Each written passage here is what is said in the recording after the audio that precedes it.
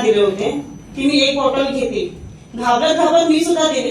पप्पा मला 100% बोलले होते की नाहीच फरक पडणार आणि जर नाही फरक पडला ना तर परत तू दारात यायचं नाही. म्हटलं चालेल, कारण आतापर्यंत खर्च मीच करत होते. मुलगी होती, मला वाटत होतं मम्मी बरी व्हावी, झाली बरी तर ती मुलीला घेईल. मी मुलीला पण माझ्या जोडीला आणलंय.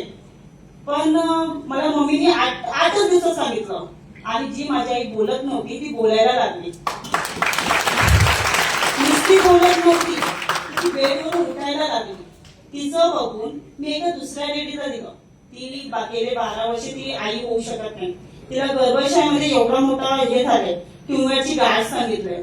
तिने प्रमाणापेक्षा खर्च केला आणि तिने मला सांगितलं मला भूत लागले, प्रेत लागले. म्हणजे ठीक आहे ना, एकदा घेऊन तर बघ. नाही नाही नाही नाही म्हणते होती, माझ्याकडे पैसेच नाही. मग मी सरांना पुन्हा कॉल केला, सर काय करू? सर बोलले तुम्हाला बेनिफिट हवाय का रिझल्ट हवाय? म्हणजे सर रिझल्ट हवाय. रिझल्ट भेटला तर बेनिफिट नंतर भेटेलच ना. त्याच्यानंतर मी तुमचं सेशन बघितलं सकाळी. नंतर सर मला बोलले तुम्ही ज्यावेळी डिमोटिवेट होता ना त्यावेळी सकाळचे हे बघत जावा. ते मला कंटाळा यायचा तरी म्हटलं हा ठीक आहे चला बघते. बघितलं, त्यांना दिलं, त्यांनी सुद्धा मला पैसे दिले नाही. आणि नंतर त्या काय बोलल्या मी फक्त 100 रुपये देईन तुम्हाला. म्हटलं हा ठीक आहे चालेल, 100 ते 100. मला गरज होती पैशाची. परवा मी त्यांच्याकडे गेले. म्हणजे कसं वाटतंय तर त्या मला बोलतात मी उठू शकत नव्हती, बसू शकत नव्हती, घरातलं कुठलंच काम करू शकत नव्हती. 5 दिवसामध्ये त्यांना 12 वर्षाचा जो आजार होता तो 5 दिवसामध्ये कव्हर अप झाला.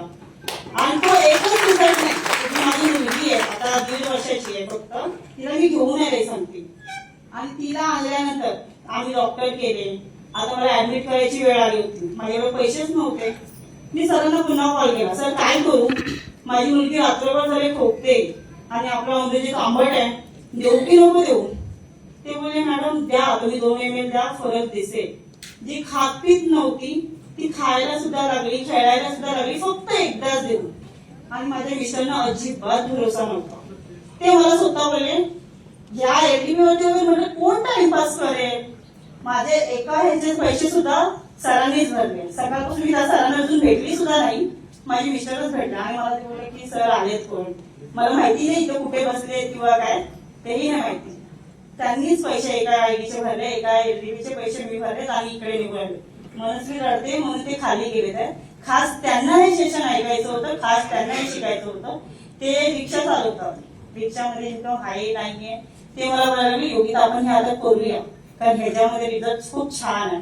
इतका 22 वर्षाचा आजार 8 दिवसामध्ये कव्हर होतोय. 12 वर्षाचा आजार जर 5 दिवसामध्ये कव्हर होतोय. आपली मुलगी ते लोक लांबचे आहेत पण आपली मुलगी 1.5 वर्षाची आहे. ती चालते फिरते, पुन्हा दवाखान्यात मी गेलो नाही तर हा खूप मोठा रिझल्ट आहे. मग मी बसवरून रात्री 12 वाजता निघाले कारण ट्रेननी मला पॉसिबल नव्हतं. मग मी रिक्षा घेऊन रात्री 12 वाजता निघाले, सकाळी ते 8 वाजता आले.